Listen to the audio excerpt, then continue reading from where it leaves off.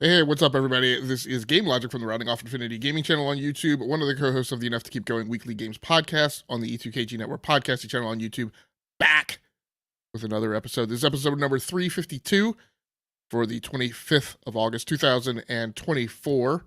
Here with me, as always, I have my fellow partners in crime, Towmaster99. How you doing, Tow? Doing well. It's good to be back. DBQ? I'm glad to be here, gentlemen. Well, all right. Let's go ahead and get started. Without much further ado, let's get to it. So segment one, our gamer experiences for the past week. And DBQ just took himself out. I think maybe he was just trying to turn off his camera. I've done that before too in StreamYard. I've tried to turn off my camera and wound up like just going back to dashboard. So I think we got him back. DBQ, you good? I'm good. Yep. Okay. All right. Gentlemen. Now I am off kilter. So while we're on it in the chat, thanks very much for swinging through. We appreciate you. Brap, Basement Radio Arcade Podcast. Thanks very much for swinging through. Segment one, our gamer experiences for the past week. So I think I'm the only one in the rundown for tonight. Actually, it would help if I brought up the agenda. I could talk about Madden for like the next 30 minutes if you wanted, but we talked about that last week, so that's why I didn't put it in there. So yeah, please tell us about this new game that I've never heard of. So maybe it's not a new game. It's a 2024 game. So it came out in April of this year. And I'm gonna bring up the Steam page just to bring up the developer data, which I'd forgotten. But this is a indie game, turn-based strategy. And obviously I've been playing a lot of turn-based strategy this year. Has mostly positive reviews on Steam at 70%. It's by Stamy Games. The publisher is Slytherin, who I think we've heard of a few times before. I think TBQ, you're familiar with them. They've done Warhammer 40,000 Battle Sector. They've done Starship Troopers Terran Command, and a handful of other things. So it's kind of in that strategy space. Yeah. Well, and it's kind of interesting. So one of the podcasts that I listened to earlier this week was the GI podcast. I think it was just the GameIndustry.biz podcast. I think it was their mainstream podcast. They were doing a lot of things. Bachelor and Christopher Dring were doing a lot of things from Gamescom out in Cologne.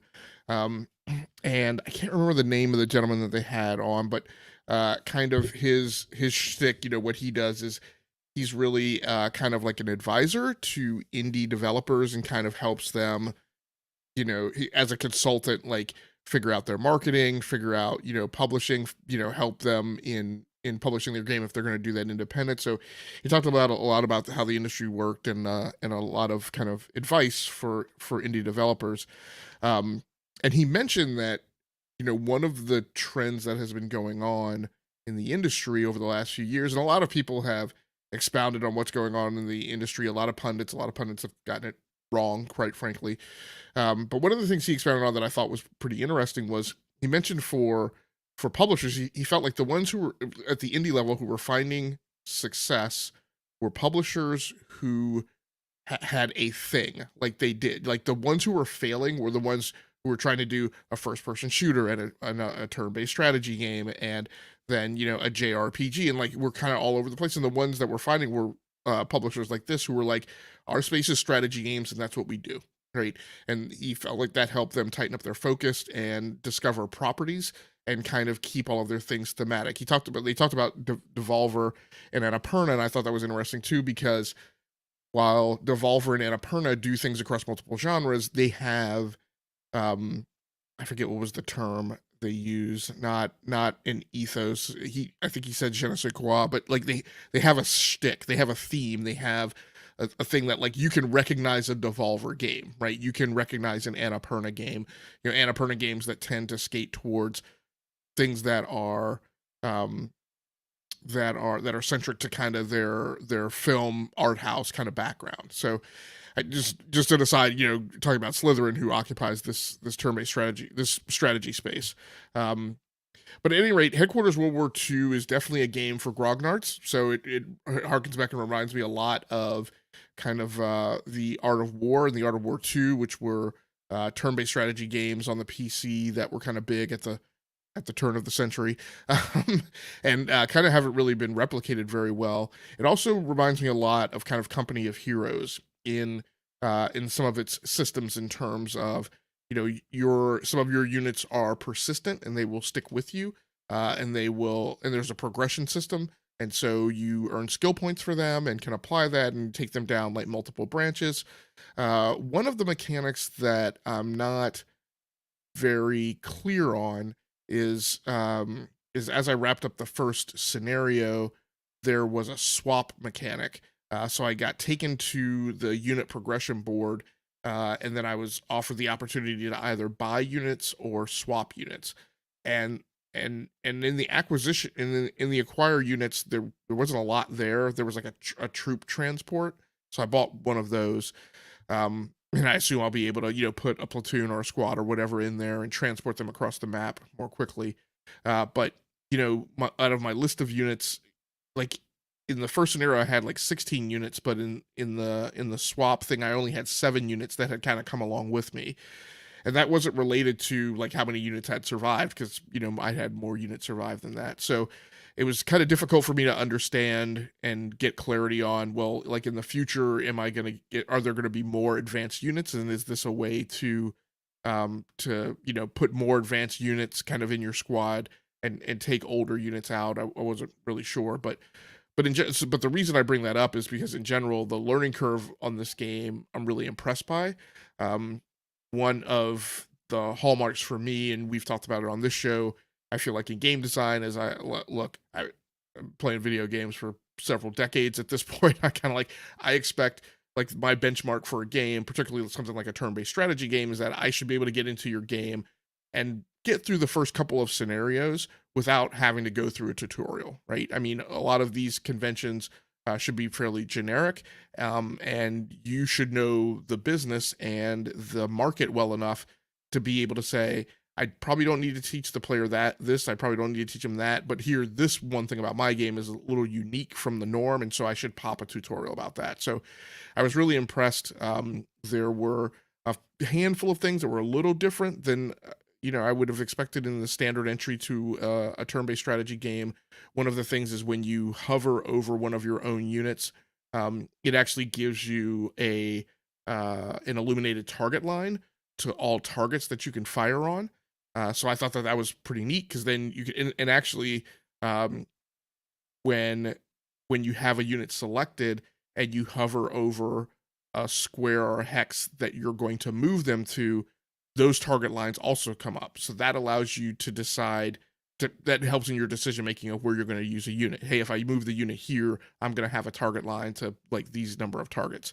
One of the other systems that I really like is as you move about the map, you have the design notion of defensibility across multiple sides of a given unit. So you have 4 axes of defense points, and those can differ based on whether or not you're inside a structure or just taking cover in trees.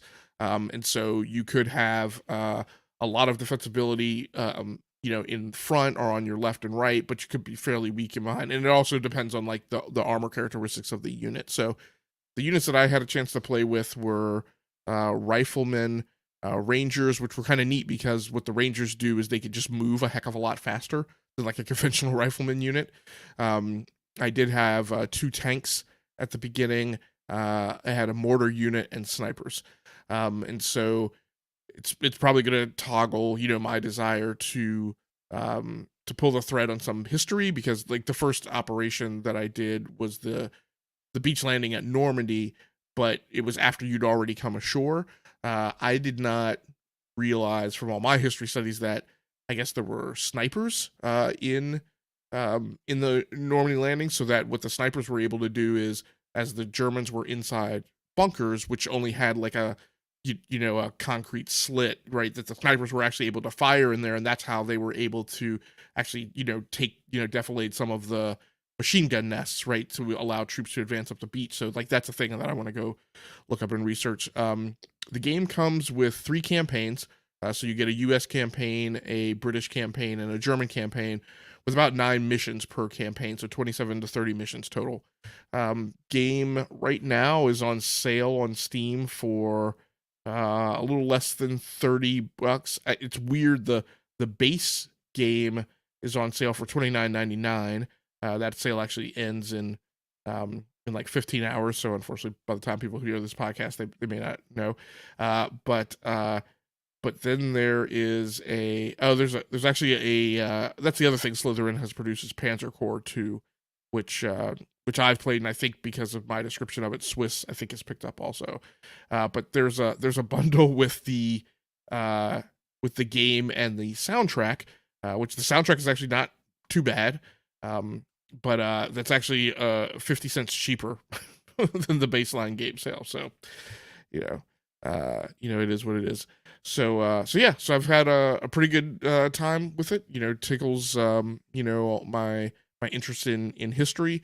Some people won't like that it is yet again another World War II game, but a World War II game in strategy. And like I said, I really like the kind of conventions that are very similar to kind of the original Company of Heroes with unit progression. I would say the one thing that's a little janky about it is it goes into animations when you're moving units sometimes, which is neat. It kind of takes you out of the doldrums of just turn-based units moving on hexes on a screen. But I will say the camera sometimes does some weird things where it's like it's tracking the units and it'll be following their feet, but you won't see like the whole unit. But it's other than that, it's pretty good. Like it does have a rotatable camera also on the battlefield, so you can use the Q and the E key to rotate the camera on an axis, and then you use the WASD keys, and then you can also do some mouse actions to kind of take control of the camera. Camera gets a little sticky sometimes when you're trying to traverse the battlefield a lot. It's pretty detailed terrain in the game. Doesn't have a ton of graphical bells and whistles, but the terrain is pretty detailed. That does impact like your troops. Like in one point, I was like, why can't my tanks advance any further? Like it doesn't make sense. Like am I like limited? Like is it a logistics line thing? And what it turns out is it was actually modeling the terrain, and the tanks couldn't pass on most parts of the battlefield. They actually had to find a place where like a wall break and a point of elevation had been established for them to cross over, because they couldn't cross over like the German trenches. So having a good time with it. Pretty good deal for a neat little indie game, and a good break in between some of the other things that I've been playing. So I was looking on the Steam page. So it has destructible buildings. Does that get annoying at all, or does it seem pretty? They've implemented it pretty well. I think, so unfortunately in this first scenario, I was fighting a lot of German bunkers on the way, so they were actually not destructible. And on several occasions that actually worked against me, I tried firing mortars at them, and that didn't do any good inside a concrete bunker. So far, none of my engagements have become like so prolonged that the destructible buildings like would matter that much. But if you are, if you've got a unit holed up in a building, and you're trying to, get other units swung onto that part of the map to reinforce them or something like that, that could become daunting. You actually, one of the neat things of the unit modeling is the unit modeling is actually goes a step below the unit level. So like if you have a rifleman unit, it actually models like 5 subunits within the squad or platoon or whatever. So it has a discrete rifleman unit commander and like 4 soldiers, and so you do get attrition at the unit level. But where they will take some damage but then be allowed to proceed. Tanks actually have individual crew assignments, so I suspect at one point the tanks can get damaged, and you may have a member of the crew that gets taken out, and depending on who that is, like maybe your loader, that may not allow you like the same number of attacks per round or things like that. Yeah, I haven't. It hasn't. It hasn't negatively impacted me as a player.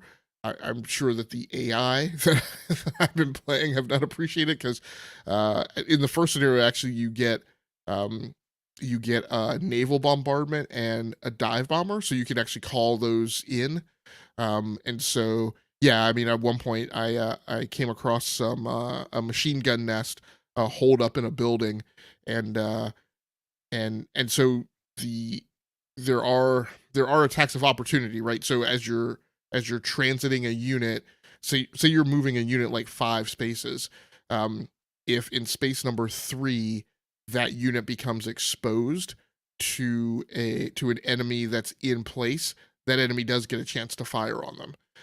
So when they fired at me, uh, before I made my next move, I called in a naval bombardment and bombarded their building, which, you know, destructible environments. The building provided no cover, so yeah, yeah. So it's pretty interesting that dynamic. You know, whereas that building would have definitely provided cover from like a rifleman unit. Anything else, guys, before we move on? So does this feel like something you're gonna stick with, or does it feel transitory in terms of just filling a gap? Like with everything else that you've been playing, is this something you're gonna hold on to, or I mean, it's great. I'm glad that we highlighted it, but my question is it a passing fad for you in your gameplay, or does it make its way back into your cycle? I think it'll be there for a while. I'll continue to pick at it. It has difficulty levels, right? So you can you know, you could play through the scenarios and then go back and play them again and scale it up. It is squarely in my wheelhouse of the types of strategy games that I play. You know, historical, you know, real warfare battles. You know, I tend to always keep those things in my library and go back to them. Cool. All right, well, let's get on with the news. So, sorry. So this news story over on Push Square, things are getting worse for floundering PS5 PC first-person shooter Concorde. The weekend has not brought, this is a recent update that they actually posted. The weekend has not brought any signs of improvement to Concorde's performance on PC, where it's now officially floundering on Steam. While the title peaked at a pitiful 697 concurrent players upon launch, it's not passed that number since, and its daily highs have been getting lower throughout the weekend. On Saturday, it managed a high of just 473 players, and so far on Sunday, it's peaked at just 402 players. The original article started with there's so much to unpack with Firewalk Studios' debut shooter Concorde that we may eventually need to write a full post-mortem. The time for that is not now, as the title only officially released yesterday on PS5 and PC, as predicted it's performing particularly poorly on Steam, where it peaked at just 697 concurrent players. So I think, you know, so there's a few things to pull apart in here, and I think one thing that bears mentioning is there's at least 2 dimensions to this, and there's you know, building a player base, and then there's whether or not it's a good game. The game has not reviewed particularly well. I believe it was a 69 on Metacritic. That, I'm not sure what it is now. Right now is a 66 on PS5, and there are no reviews up for it. There are 2 reviews up for it on PC. I'm not sure. And one of those reviews on PC is an 80. So, I mean, I think part of the problem is, just generically speaking, I think we're looking at a game that hasn't grabbed people in terms of critical acclaim. DBQ, have you read any reviews? Do you know what is sticking in people's craw? I think a lot of what I've seen is it's a combination of exhaustion with the hero shooter genre, and Warawana, sorry. You've been playing it, and 6 hours in, that's great. You know, I think it's a combination of, it's not a free to play game, which others are. You know, some of the knocks against it have been some of the character designs and modes feel relatively derivative. So I think that's, it hasn't really carved out its own space from what I've been reading from the reviews.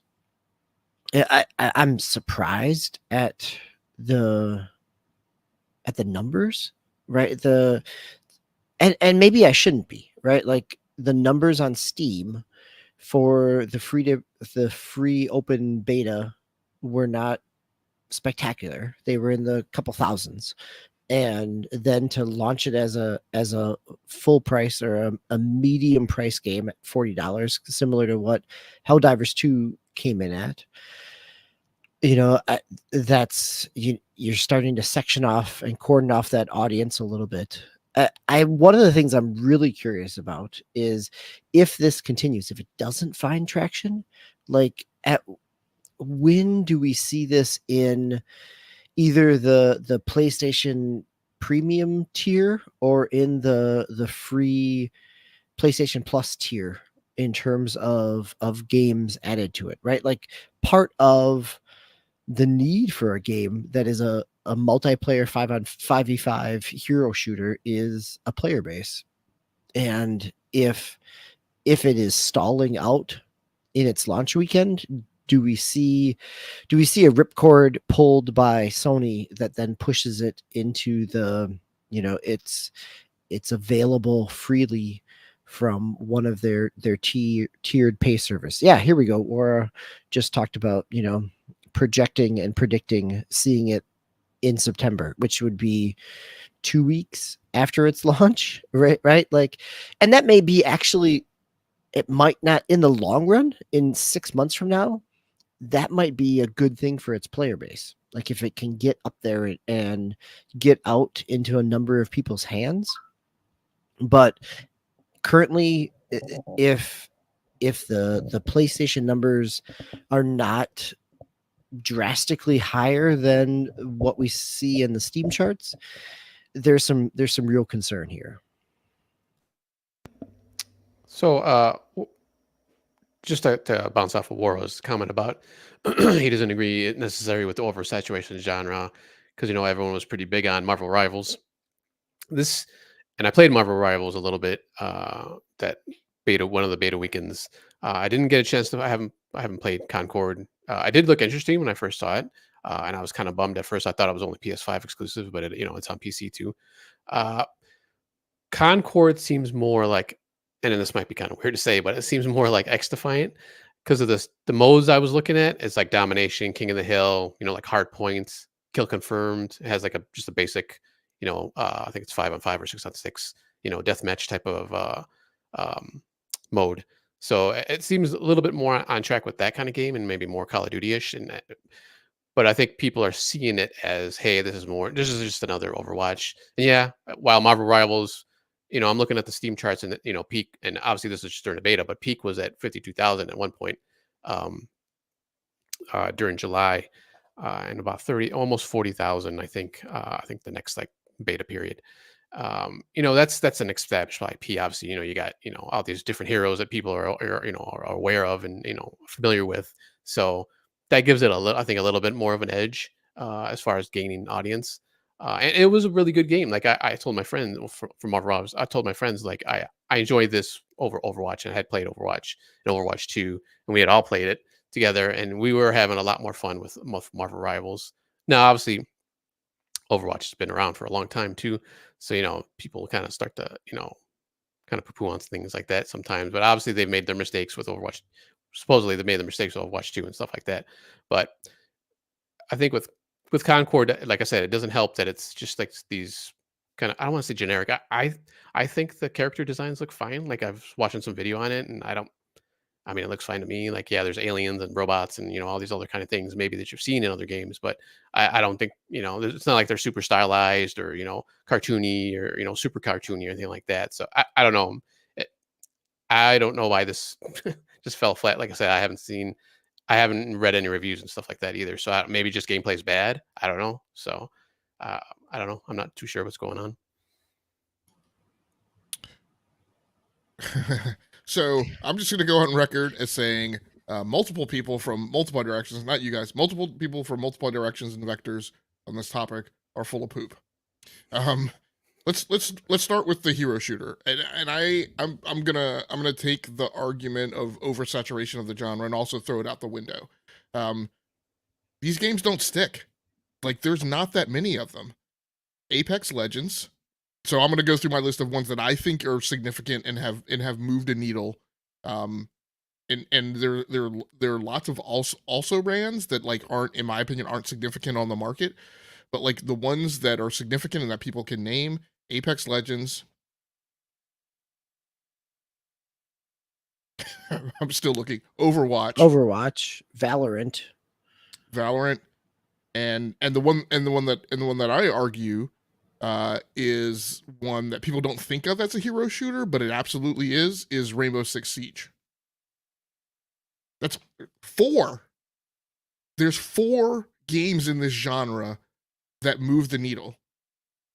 I mean, and you could, maybe there's an argument that 4 is oversaturated because the games, these games, I think even more than like a Call of Duty and like a regular shooter, require investment. And another big thing is these games are not fun, in my opinion. For a lot of people, they're not fun if you're not playing with a group of people and you're not playing like every week and every night. Even more than like a Fortnite or or Call of Duty. There's another game that I was gonna pick out of the list. You know, like they require you to invest so much of yourself, right, into the game and into the time. I think that is probably more of a reason why it's not sticking the landing. And yeah, I think it's a thing that wasn't fully thought through in terms of the market and in terms of what was going to gain traction. Um, um, I am surprised that the PlayStation player base, who doesn't have a lot of shooters, um, haven't glommed onto this thing as kind of like the hero shooter of the PlayStation. And maybe in that aspect, one of the reasons that they're not is because I don't think the marketing was there.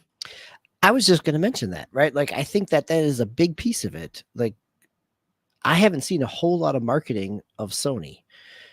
Part of the loop of this game is the story progression, or the story, the episodes on a weekly basis is what they kind of pitched in the announcement in the beta.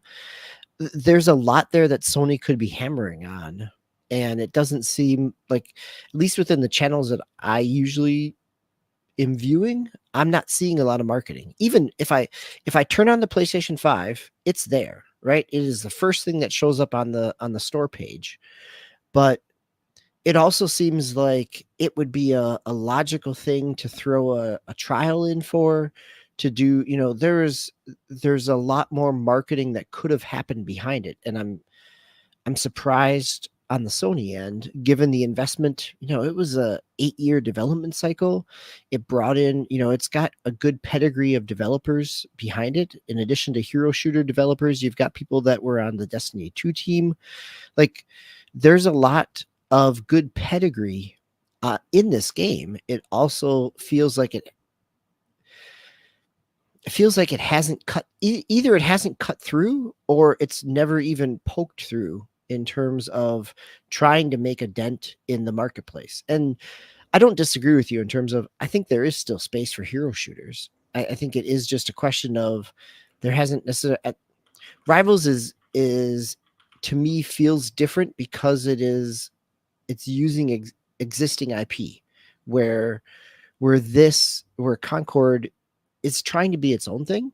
And I commend it for the $40 price point, right? Like, it is not free to play with a whole bunch of microtransactions where you're spending $10 for every new character, as we've talked about with other free to play games over the course of the summer.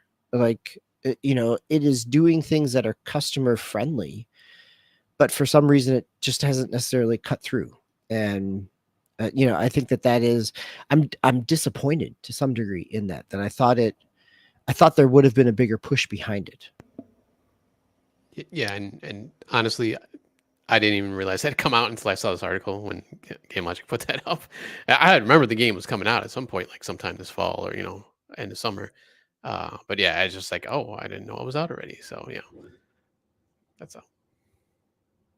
So my thing is it's not just the marketing volume, it's like how you market it. Like this is, I mean, and this is one of the problems I think that PlayStation has to contend with in this new era, where it's Herman Hulst and I apologize, I forget the Japanese gentleman's name who's kind of responsible for more of the financial and operation side of it, and not Totoki, but the person who's like the partner with Hulst, who's a Japanese gentleman.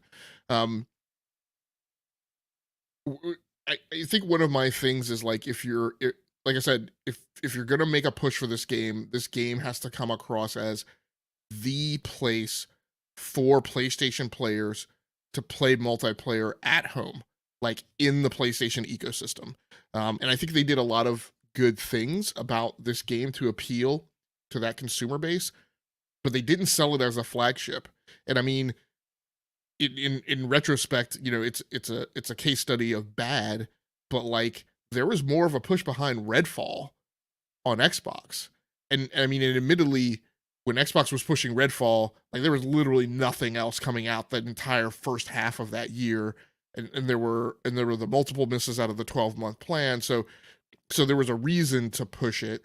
But I mean, quite frankly, like that marketing I felt would have been more apropos, you know, on the behalf of Concorde.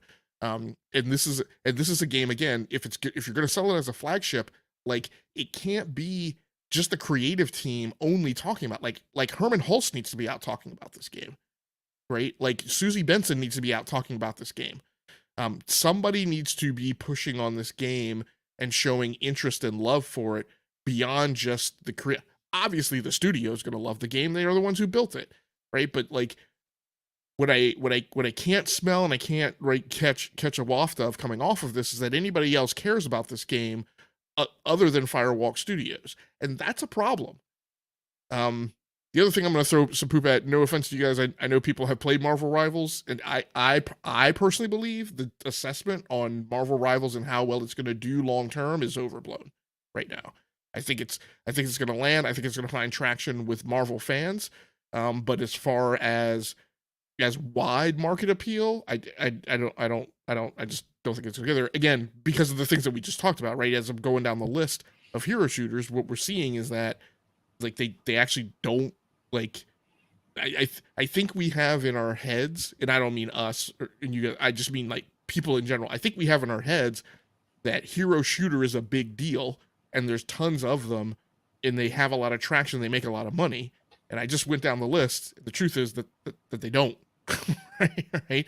I mean, we had Lawbreakers, and Lawbreakers didn't survive. And again, granted, that was because of Cliff and Nexon, basically doing a Peter Moore and Sega Japan HQ kind of thing. But I just don't think they're as big as we connote kind of in our heads. I think one of the things we'll see with Marvel Rivals is the press around it will be the number of users, right? And I think the challenge of that is because it's free to play, you're going to see a large number of users and it's going to get some press. But whether or not those users hold on, right? Like, is a 5v5 type of game, is that something that's going to hold on to users to the same degree as a battle royale does or a deathmatch, right? Like, is there enough variety here that does that? Or do you see people signing in and creating an account, right? You get numbers about the accounts, which is always a misleading number from PR firms. Yes, you have this number of accounts created, but that doesn't mean that your players are still engaged.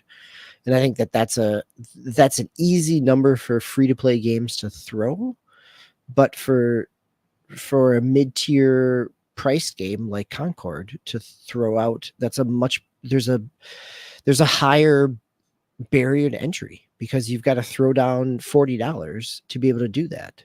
And maybe it is, I mean, like, the same is true for Helldivers, but Helldivers came out at a time that there was not as there was always competition, right? There's existing games, as we've talked about on this podcast, that you look at the stats of the number of games that are played and the amount of time that's spent, and the most amount of time, 75% of time that's spent with games are long tail, over 5-year-old games, right? They are games that have been going on for a long time. Call of Duty, Fortnite, GTA Online, that they are Minecraft, they are games, Roblox, they are games that have been going on for a long time. That here, cutting through it in the end of August, when it's in this in between space where it feels like it could be soon enough to catch something and not have to fight competition, but for people that are thinking about how much time they're going to invest, are they really thinking they're going to invest this amount of time when they know that in a month from now, in a week from now, they're going to be playing the Call of Duty beta and then something else, right? Like, I think that's part of the challenge of this marketplace. And it's not necessarily an oversaturation. It is a challenge of a marketplace that has been so fractured by a variety of disciplines and genres, but also the free to play versus paid experiences. I don't want to. So I don't.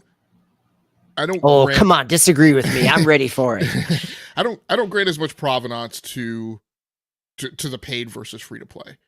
I think the one big problem, as I mentioned, is the investment hump. It's just like you're not gonna get the fun out of this thing unless you're pouring so much of yourself into it. I go back to the marketing, right, and showing that somebody cares about this thing. I think one of the huge differences in Helldivers 2, and this is the thing that I feel like needs to be done with Concorde, Helldivers 2 world builds. And part of the problem with Concorde is there has been no emphasis through the marketing or the voice track about world building that grants you any type of social hook. Like here's a game that you're asked that is going to require me to invest a great deal of myself, and I have no sense of a community or people or a social dynamic or that thing that would draw me into it. Whereas Helldivers 2, granted, maybe through some virtue of the gameplay or whatever, like I haven't seen, like there's not a slogan like around this game that talks about like get your crew together, right? And that's a huge social aspect of this game. Like you like the characters are laid out theoretically within the story, within the fabric of the story and the plot, that these characters like are parts of crews that operate together and go out and do jobs and are part of like a gang. There is nothing like that in terms of the fiction that's out in the real world that gives you any type of hook, right? Beyond the things that Firewalk has commented on. Like these characters and these properties from a marketing perspective need to be appearing in other places than clips just about the game. Like maybe there needs to be like a B-roll, right? That shows up when you start your PlayStation. Even if it just like plays the video but is like silent in the background on your main explore page or something like that. I think one of the things that, going back to the comparison with Marvel Rivals, and Marvel Rivals is on that list of hero shooters also, but I deliberately didn't include them along with the other 4 because it's technically not launched yet. One of the things I will say that they're doing great is, from what I think I saw this, and DBQ, you can correct me if I'm wrong, but I think they're putting all the characters out for free. Like I didn't think that there was like any type of unlocking or shenanigans. The initial roster, is free. Okay, thank you. Yeah, I read that actually. Yeah, I just read that yesterday. Yeah. Okay. So there's that. And again, that's another thing that I feel like isn't being done a lot with Concorde. Like we found out about the Concorde approach of like, hey, pay us $40. We're never going to ask you to pay us again, right? Then you're going to get all this stuff for free. Like again, the only people who have mentioned that has been like the head of Firewalk Studios. Like the the value proposition and why this is a good buy for characters, again, needs to be something that somebody at PlayStation is talking about besides Firewalk Studios. Like, why is this a good deal? Why is this a good business model? How does this figure into the other array of the other 11, right, properties that are currently under development, right? One of which is obviously Helldivers 2, which, when I say it's under development, right, continuing development now that it's already been launched. Um, and the last thing that I'll mention is, and again, I appreciate, you know, the next step view of like, okay, so the next thing for this thing is, you know, obviously it goes into the subscription service, and then I would say after that, right, then the next step is like free to play. To me, none of that matters, because again, I don't, not doesn't matter, but I think it's of smaller significance, because to me, it's not the problem with the $40 hump. It's all the other stuff. I mean, for me, my next milestone that I look for this game is when they pull the plug. And what I said before this game launched was like the telltale heart of whether or not this thing is a failure or not is, if somewhere in like the 12 to 18 month point, like they start going silent on new content that they're going to deliver, or that pace starts slowing down. If they kind of, unfortunately, I'm going to mention it, if they kind of pull a Halo Infinite, where like it's like a never-ending seasons and you don't know what's coming next, and there's a lack of clarity and uncertainty about, you know, what the plan is. That's right, that's probably when they've already pulled the plug, or they already know that the plug is going to be pulled. You know, and they're not as active talking about it. You know, if that happens, like I said, if that happens at the 12 to 18 month point, then, you know, I think, you know, it'll be a questionable endeavor. And I mean, the last thing I'll say is, I don't think this is the first example of PlayStation doing this, where they've put a thing out there that you would have been led to believe was important, but you didn't hear the reinforcement of that, and you didn't see it, right, in the action. You know, it was just kind of left for the studio to put out there and fend for itself. And yeah, and so, you know, so here we are. Yeah, it seems like either they were hesitant about investing any money behind it, or they were not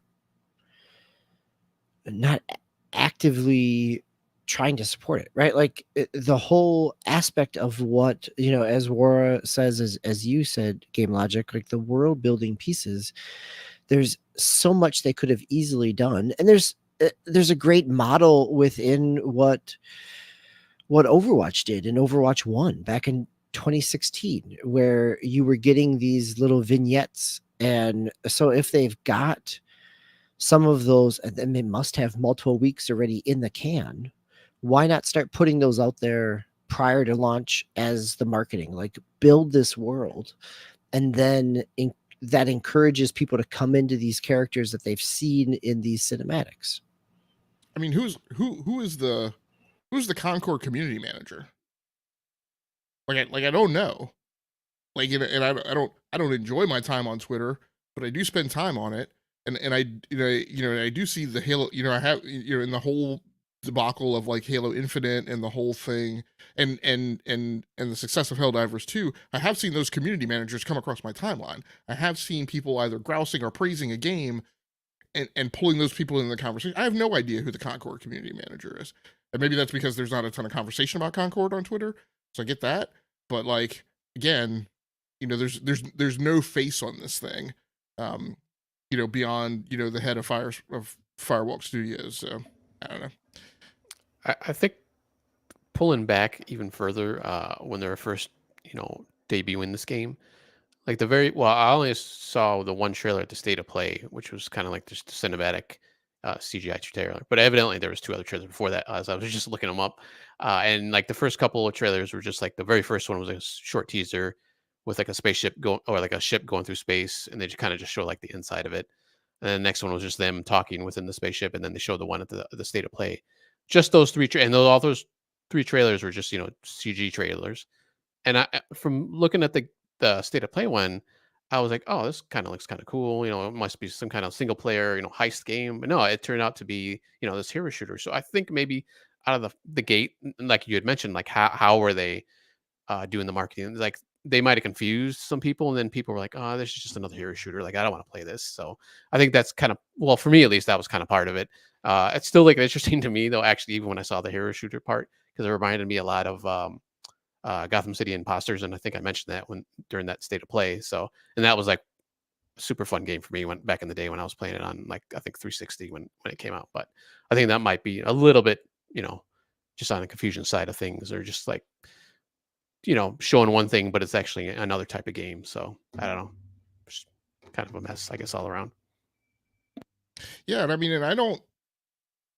I mean, and I get what Warwana is saying, and some other people said. I don't find. I don't find the characters any more uninteresting than the characters for any other hero shooter have been. Like I think they're right part and parcel with, like, general game designs and appeal for all the hero shooters. Like there's no hero shooter that sticks out in my mind as like, oh man, those guys look awesome. Like I mean they fill the bill. They do what they're supposed to do. And again, I'm not, look, I know people are gaga over the Overwatch designs and stuff. I'm like, okay, whatever. But what I'm saying is I don't feel that. And I've heard that right around, the gamer circles that, well, the characters are unappealing. I'm like in their design. And I'm like, I don't think they're any more unappealing than any other hero shooters are. It's like I said, there's just a lot of stuff that I think that I felt like needs to go, behind a thing like this that isn't there. One comment by Warwana, Splitgate 2. I don't know. Slow-Mo has played more Splitgate than I have. I don't think, Tao, you've played Splitgate before, didn't you? The original one, yeah. Yeah, that's not a hero shooter, is it? No. Yeah, there's no different abilities between. You're just a regular player for everybody. Okay. So I think the big thing, and this is the thing that I was trying to mention, but I was losing the thread on it. The big thing for me is, what does this mean for the other gas games that are of this ilk? Because I don't think that this is the only hero shooter-ish in the gas pipeline. And one of the ones that sticks out of my mind is Jade Raymond's game, which right now I cannot remember the name of. I've been trying to remember the name of it, but it's not. It's another game that starts with F, isn't it? I can look it up real quick while you go. Yeah. Fair Games. Right. So this is another thing. Fair Games is very much a model of this type of game. You're in a crew, you're in a posse. Each character has some type of individual, like, weapons and equipment, maybe skills as well. I guarantee there's discussions going on now at PlayStation Studios and with Jade Raymond, and probably with the Bungie as a consultancy, and the Concorde team about, like, what, where are those similarities between Fair Games and Concorde? And I think there are many. And, like, how do we, where do we pivot, right? Because we do Fair Games and it's a lot like Concorde, right, in terms of its setup, then we can see that this is going well.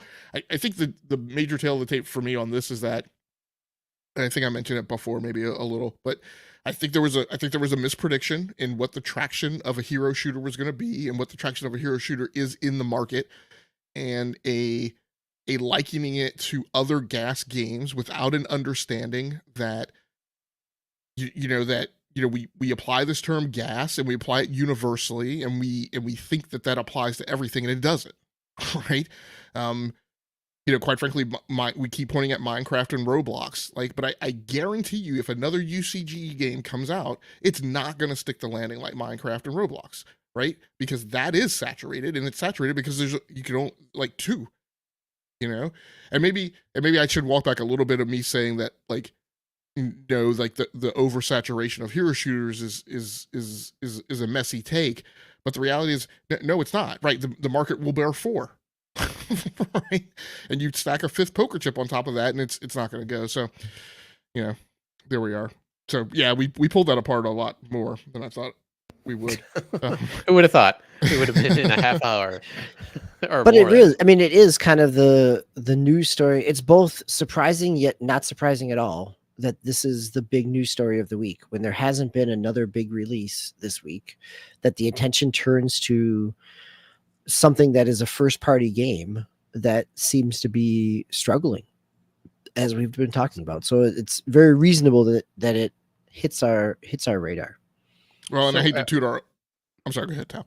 I don't know. I was just gonna say. So I just had a question. So is this game part, and maybe even Jade Raven's game, is this part of PlayStation's like grand strategy that they had about having what, like 10 live service games Yeah, that they wanted to 12. have come out? Yeah. Or 12? But Okay. even then, they've pared down that number of live service games over the course of the last year or so. Well, they've pared down the release cadence, but I think the only one that they've taken off the table was Factions. Yes. Okay. But I hate to toot our own horn. Maybe I hate to toot it. Maybe I don't. Well, like yes, we spent a long time pulling that apart. But I will also say I haven't heard any other podcast do that depth of analysis. Right? Everybody else's conversation has been about clout and PlayStation versus Xbox and all that kind of stuff. But I think we brought up some pertinent points that I think dive a little deeper than maybe some of the other conversations have been. Well, Rara had a comment too about Valve's game. I mean, he said most likely that's probably, was it Dreadlock? I forgot. I'm sorry, I forgot what the name Deadlock. is. Deadlock. So is that a hero shooter too? I've only seen like kind of fleeting like headlines, and I didn't get a chance to read it. But is that basically a hero shooter, or do you know? Does anybody know? I'll I haven't let really Warren read up on answer it. that. My cut and my take on that is I'll start paying attention to Deadlock when Valve starts paying attention to Deadlock. Okay. Meaning that they say something about it public and stop doing like the I got a secret kind of stuff. I don't. Yeah, look, there's games that are actually out and released and available to play that I need to focus on besides that.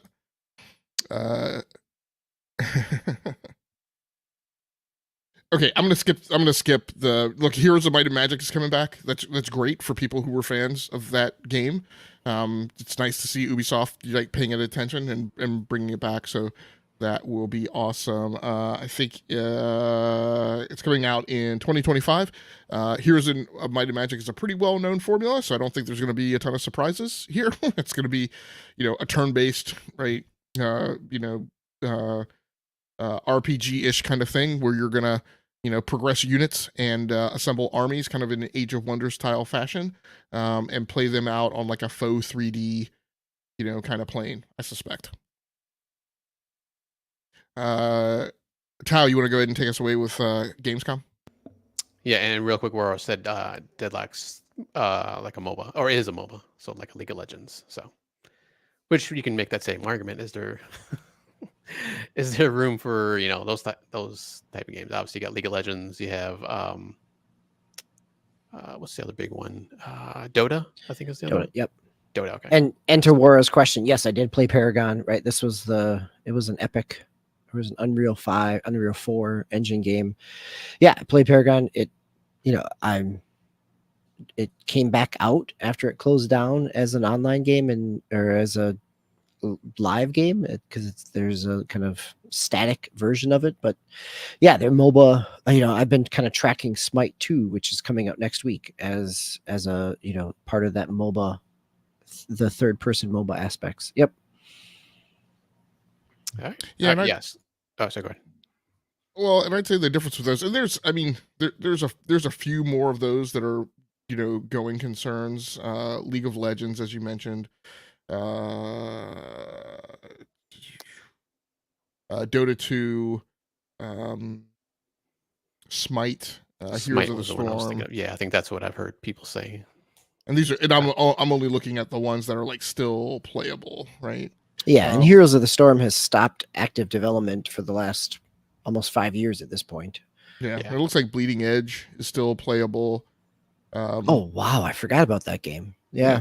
So there's not a ton more in terms of order of magnitude, but what I will say is the difference to me, and it bears probably further analysis, is those. Yes, there's about the same number of ones that have long-term traction with the market. But to me, they suck so much more air out of the room. Like they totally dominate the PC space, much more so than the hero shooter genre, at least on PC. Yeah, So and they're like big overseas too, like super big, right? Like those are super big in Asia, which I keep going on and on and on about, right? Is the problem that, console platform owners, but particularly, Western developers need to conquer if they want to actually achieve growth, right? They need to figure that market out. Yeah. So, Tao, you want to take us away with Gamescom? Yeah, so we had Gamescom this past week, and I'm just going to go through some of the announcements that came out mostly through that first day and night, the opening night. So we got Borderlands 4 coming out in 2025. Really, just kind of I think a CG trailer. I looked at it real quick. Yeah, Nothing and some much of there. the CG feels very much out of the movie as well. So it's more of a teaser, just an announcement that it exists. Yeah. You had what, like I forgot what it's called, like Psycho or whatever, his little mask they show at the end. So that was the big reveal. Dying Light the Beast, which is a standalone game, which I think I was reading that they were thinking of doing like a DLC at first, but then now it's a total standalone game. No release date yet. And it looks like it has the hero from the first game, which I thought that was this hero from the second game too, but I guess not the way they're talking about it. I would call it an expandable. Like, it's based on, right, it's in continuity of like the original thing, and I think Right. the other thing is, because it started as DLC, I believe what I understand is that people who bought Dying Light will get the Beast, but it will also be purchasable as a separate thing. That's what I heard as well. Yep. Okay. Release date for Civ 7, along with some gameplay, I believe they showed February 11th of 2025. Indiana Jones gets a release date of December 9th on Xbox, PC, and then they did also announce spring of 2025 PS5. It's also coming out for. So yeah, I think that's it's not surprising, but the turnaround there feels like part of one of the bigger announcements within Gamescom. We heard some rumors coming out about it in terms of it being released shortly on PlayStation. Whoop, you muted yourself, DB. I was just so sick of talking about myself, right? I think one of the challenges here is we know what the sales are for those two consoles, for Xbox and PlayStation. And so it makes complete business sense. If you take yourself out of the console war aspect, it makes complete business sense to put this out quickly, after the holiday season, onto the dominant selling console, because that's where you're going to get the sales. And so, yes, you keep it for a release window and then you turn it around. It's even tighter than one of the other stories that came out this week around Xbox and Game Pass and the Game Pass standard, right? Like it in the new tiers, it was said that new releases would come eventually. And now they've said it could potentially come up to 12 months after the release. Or later. So, yes, right? Like they're still kind of hedging their bets on this, where this is very much a financial decision to me. This is not about a console war proprietary aspect. But I did have to chuckle when I first heard this, and I was out on a run and listening to a podcast and heard about it, that you go back to the FTC hearings and some of what Pete Hines's emails of kind of feeling frustrated that Activision gets multi-platform release, but Bethesda didn't qualify for it. And so, we're coming full circle on this, and Machine Games indie is definitely in that tier. Yeah, I would say that's to me is even more of the story than a lot of the console war stuff that's gone around this week. Is what really the big question is, when is that game going to Game Pass on console? Because if it lands on PlayStation 5 before people get it on Game Pass console, that's a thing, right? I mean that So by Game Pass thing. console, you mean not Game Pass Ultimate? You mean Correct. One of the new tiers? Yeah, correct. Yeah, the new tier, the thing that used to be Game Pass Standard. I think I can't Core. now. I can't remember. Game Pass Core. No. So Game Pass Core is the thing that used to be Xbox Live Gold. So those guys, quite frankly, I don't know that they have any promise of ever getting the thing. They're going to get a rotating carousel of like 25 to 30 games that Xbox is going to decide. Game Pass on console gets access to the library, to the Game Pass library. They just don't get day and date. And now that's the tier that now gets multiplayer added, whereas previously they didn't get multiplayer. So the question to me is like, when does that day and date game, right? That's the one that's caught up in the, it'll get there in 6 to 12 months or maybe later. And that's the thing that's gonna, that to me would cause the question if you were a consumer at that tier. All right, so then talking about Marvel Rivals, that's coming out December 6th. That has a firm release date on consoles and PC. And I think they showed off Winter Soldier and I think one other hero during that presentation. I can't remember who it was. Masters of Albion, Mr. Peter Molyneux's new game, kind of black and whitish game from back in the day is how people are talking about it. No release date on that one too. Also, it looks like you can, I guess, controlled or go into like a third-person view on individual people within the game and control them and do stuff. So that should be kind of cool if that actually happens. Batman Arkham Shadows, which is a VR game, which I'm actually pretty excited for. October 24th, it's coming out. That one is actually exclusive, at least for now, to the Quest 3. I had some gameplay of that one, so that actually does look pretty cool. Just flying around Arkham and looked like a little bit of Gotham too. I don't know if it's like totally open world. I didn't get the chance to read up on it too much, but it looks pretty good. Genshin Impact coming to Xbox finally on November 20th of this year. And then finally, for me at least, Shattered Space, the DLC for Starfield, coming out September 30th. And then they also had announced a DLC for that day, that opening night, where there's actually a ground vehicle that you can get now and take around on planets. So that came out already. So that's pretty cool. I haven't had a chance to check that out, but I definitely want to traverse the planets a little bit faster. That's all I had. I don't know if you guys had any other announcements that you saw that you want to talk about.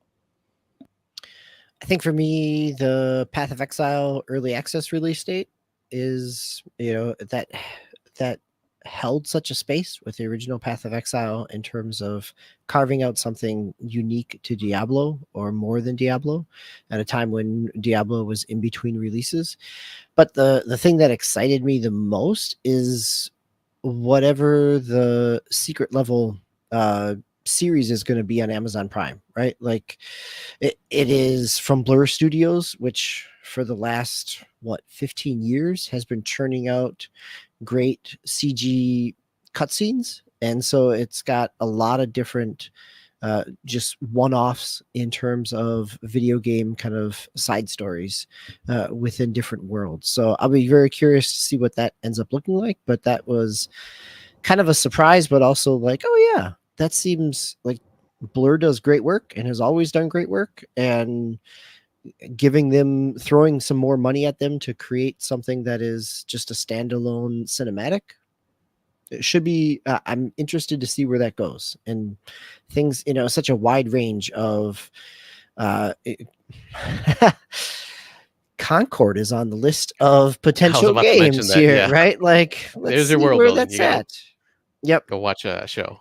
But, Sifu could be really interesting. Even Spelunky, I think Outer Worlds, the time loop aspect of that.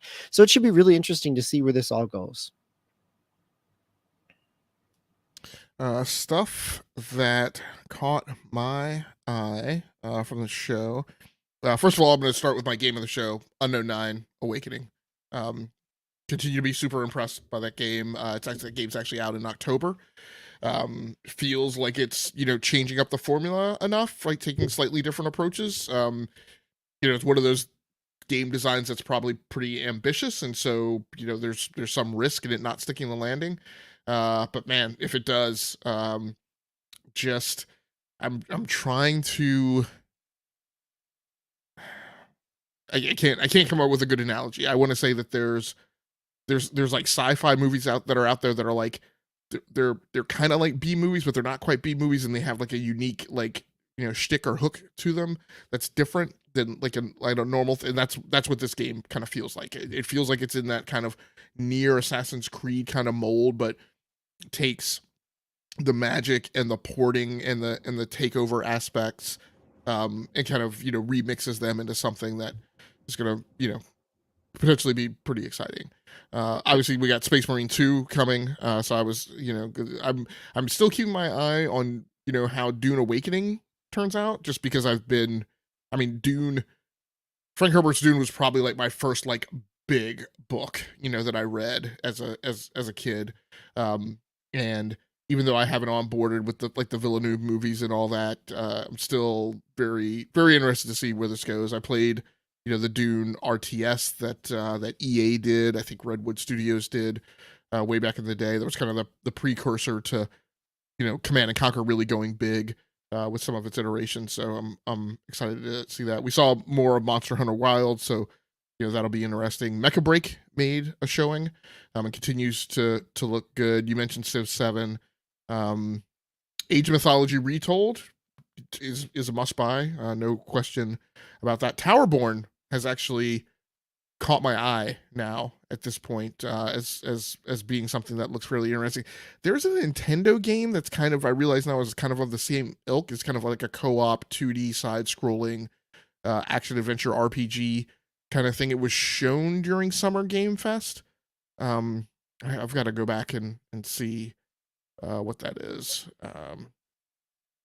Little Nightmares 3 didn't particularly grab me. It has a neat presentation style, swept a lot of the Gamescom awards for categories that it was nominated in.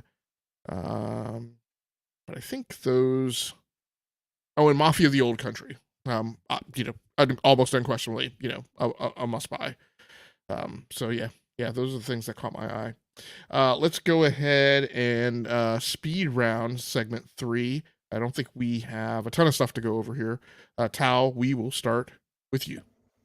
Yeah, I haven't had a whole lot to chance to play anything, most things this week. I actually went back to work after a couple of weeks off for medical reasons, so I was kind of getting back into the groove of things. So just keep into like Rocket League and Fortnite. I wanted to spotlight Fortnite because I was kind of venting last week about not being able to get a win. I guess that helped because later that night I actually did get a win after the podcast, like my second game, and actually all throughout the week, pretty much at least one win, like almost every day. I've been pretty much hitting that game hard this past week. I just like the Marvel aesthetics. Like I'm a big Marvel guy. I've always been a big Marvel guy, comics, TV, movies. So it's just you being able to use like the different powers now that you can have in there.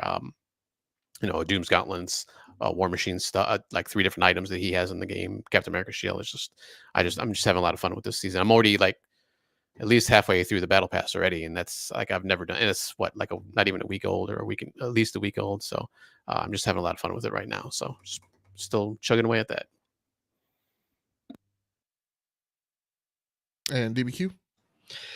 So as I said at the top of the show, like most of my gameplay has been in Madden and in NBA this week, but I did get a chance to try out a few demos of some upcoming games.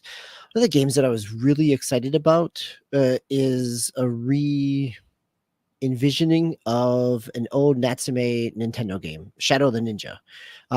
It's relatively short. It was kind of, it's in that Ninja Gaiden-like, but not nearly as... The graphics were not nearly as strong, and the gameplay was not nearly as strong. But one of the things that Shadow the Ninja did, which is why it holds like a nostalgic memory for me, and one of the things that it does in the demo for the remake is that you can play 2 players at the same time. So it had this couch co-op ninja aspect to it, and it was a blast. It was also one of those games where you could rent it over a weekend and finish it and move on, and it was just great. The Shadow the Ninja Reborn, the demo is, and maybe it is just as unforgiving as the original, and I've just gotten so much older, right? Like it is definitely in that 8-bit, the graphics are not there. I mean, the graphics are not in an 8-bit style. They're kind of like in a up-res 16-bit, so they've been kind of reimagined, but the gameplay very much is still the same. So this is Shadow the Ninja. You have each character has a main weapon, but then you also have like a grappling hook that can throw out at enemies, and so that's part of it. And this is a game that allows some verticality. and also allows you to kind of attack things not just right in front of you with your close range sword. So it's $20 in terms of the full game. I'll be curious to see how it releases. If you're interested, there's demos on all platforms at this point in terms of Shadow the Ninja Reborn. I like playing it, but I'm also like, maybe the demo is just enough of a reminder of like, it's 1/4's worth in the arcade. Like, yeah, okay, I played that. I'm okay moving on, versus maybe it's not necessarily $20 worth. Also played some Visions of Mana. So both Shadow the Ninja comes out next week. Visions of Mana comes out next week as well. Visions of Mana is the first in a long time of a full-on Mana release from Square and from Squaresoft. That it plays like a Mana game. It feels kind of it feels like the PlayStation 2 Mana game in terms of just kind of, the graphics look pretty good. They're in this kind of cartoony style that Mana series has always had. But it's an action RPG, more or less, right? Like, you are coming into a battle, it kind of zones you off in terms of a circle, and you're trying to stay within that space to conduct your, and that, this is, I'm trying to think of other games that kept you in that kind of circle aspect. Things like Ni no Kuni 2 took a action game approach but kept you in the circle. So, and you can switch between characters. I enjoyed it. I played through the whole demo, did some exploration, finished the boss. I like the world, but I've enjoyed Mana games in the past. So I think if you've enjoyed Mana games or have a nostalgia for that this game kind of scratches some of that, but I don't know that it's going to break through for any necessarily new fans. I don't know that it's doing a whole lot new and different. And the final game I played a little bit of is Bakeru. Bakeru is a Good Feel game. So Good Feel has done a number of kind of offshoot Nintendo games over the years. Things like Kirby's Epic Yarn, Wario Land Shake It, Yoshi's Crafted World, this year's Princess Peach Showtime. So Good Feel has done a number of games. Bakeru was a game that I was tracking earlier this year. It came out in Japan last December, but was never scheduled for an international release. And so now it's getting an international release. It's been localized. It's a third-person action game. It's a platformer action game. You've got some movement aspect. One of the things that I really enjoyed, demos out there on the eShop, but one of the things I enjoyed about it is the way the combat is that you've got your kind of taiko drum as your sticks as your weapon. So you hitting one, the L button for a left attack, a right button for a right attack, both of them together for a double. But then you can also, basically you have a parry, which is to push your drum out. And the parry attack ends up making the combat flow a little, it makes a nice flow to combat, is that you've got your left and right attack. And then as somebody's attacking you can throw out the drum as a parry and kind of stun them and keep going. So I found the action of it really enjoyable. Platforming, it's nothing too special. It's, you're kind of babysitting the camera sometimes in a third person game, as you historically always have. But the graphics on the Switch, I'm playing it on the OLED Switch. The graphics look great. I mean, they're kind of cartoony, which allows for the art design to really sing. And so that's coming out the first week of September. So that's Bakeru, if you're looking for kind of a Japanese anime third-person platformer action game. Is this first party, or is this by a studio that Nintendo made one of their rare acquisitions of? So Good Feel is not first party. It's more of a second party developer, right? Like, they do a lot of licensed games from Nintendo, but they still kind of exist on their own. So most of what they put out is Nintendo related properties, but they have the ability, and this is why this game stood out to me, is that it was it was a game by this developer that was not a Nintendo first, Nintendo IP game, but it certainly feels like it could be, but it leans into kind of Japanese history, mythology a little bit in terms of its story, and kind of spins that in a fantasy way. So no, it's not a first party game, but I think one of the things that it makes it feel like a first party game is its production value, that it has a similar production value as what you're used to in those other Nintendo IP games. Quick question: is the Visions of Mana, is that a brand new game in the series, or is that like a remaster of one? It's a brand new game. So this is Oh, the it is a first, brand new like game. the last time they had a game on current platforms, it was a remake of an old Super Famicom game. Like this is the first in quite a while that it's a completely new story, and it's out on end of the month on PC. I think PC, but definitely Xbox and PlayStation 5. And for me, the other thing I've been playing is I did go back to Call of Duty Modern Warfare 3. So it turns out I needed a break after after the end of season 4 through basically midway through season 5. So I wound up coming back after Reloaded dropped. Um, it's clear that they're doing some things to kind of mess with the formula, because I feel like even though it's double XP weekend, I feel like the progression has been noticeably faster.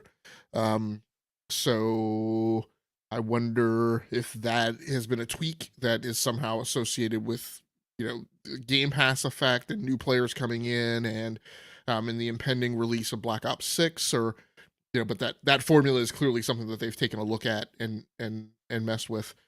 It's interesting for me in terms of my evolution as a player, in terms of, here in season 5, as I'm going back, like my general feeling is like I'm not sweaty, I'm not wrapped around the axle anymore about weapons unlocks. I've kind of really settled into, look, I like assault rifles, battle rifles, marksman rifles, and LMGs, and that's pretty much it. And and I've put myself through a lot of pain and leveling up like shotguns and other weapons that I like, in SMGs that I really don't like. Now I'm at the point where I think I'm kind of done with that. I think I'm just going to focus on like the 4 weapon types that I really like. And so it's going to be interesting, what I'm going to do about Black Ops 6. I may have to invest in SMGs, because you kind of sometimes have to have those in a loadout for, small maps, but we'll see. So it's just an interesting evolution in terms of, I'm enjoying going back to the game, but I'm also just not like, now I'm only focused on, on prestiging and the battle pass tier. So that just kind of takes the stress level a little bit down in terms of like how much content I feel like I have to grind through in a season. So we will see how it goes. For me, for what's up next, I'm going to continue playing Headquarters World War II. That's, I'm kind of taking a break from Call of Duty after grinding pretty hard through the double XP weekend. So that's what I'm going to at least start off the week going through. And how about you, DBQ? I've July, I picked up the Ubisoft Plus annual subscription. So it was on sale for like less than $140 for the whole year. And with Star Wars Outlaws and the new Assassin's Creed game, both clocking in at 70 each, I thought I'll do that, which gives me a chance to go back and play some other stuff. So I've got the 3-day early Star Wars Outlaws access, and with Ubisoft Plus, I can play it on Xbox or on PC. So I'll be diving into Outlaws to kind of start chipping away at Massive's Star Wars game. Now, is that what you do? Do you, when you subscribe to that, do you have to like pick a console to attach it to? Like you No, because I've played on PC already. I've downloaded Prince of Persia on Xbox, and I've streamed I was gonna say Forza, right? But the Crew Motorfest on Luna. So it kind of crosses over all platforms. Except for PlayStation at this point. It doesn't, but I can play in multiple spots with that same subscription. Okay, very cool. Yeah, I'd be curious if you ever decide to take a shot at Avatar: Frontiers of Pandora. Be interested to hear your thoughts on that. Tao, you got anything coming up next? Probably just more Fortnite, and actually I didn't realize Star Wars was coming out, so maybe that one I'll have checking out that one too this week. No, well, next weekend I guess, because Friday I believe is the release date. Yeah.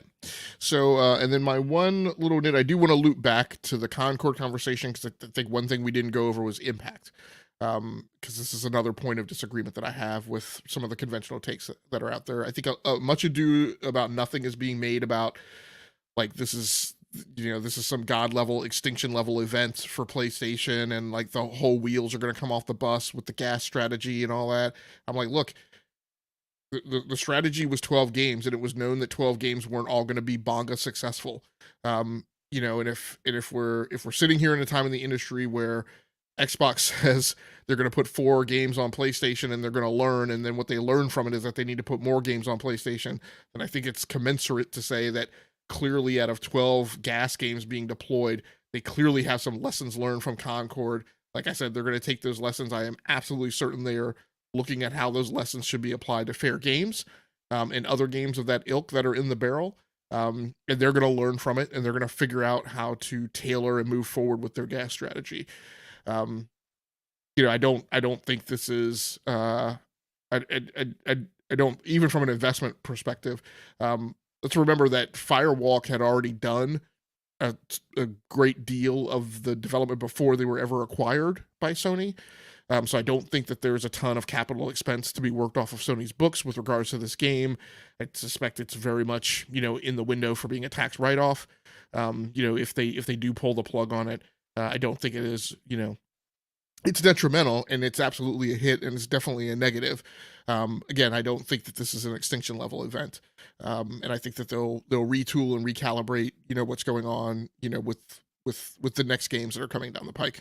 So, any thoughts on that aspect of that conversation?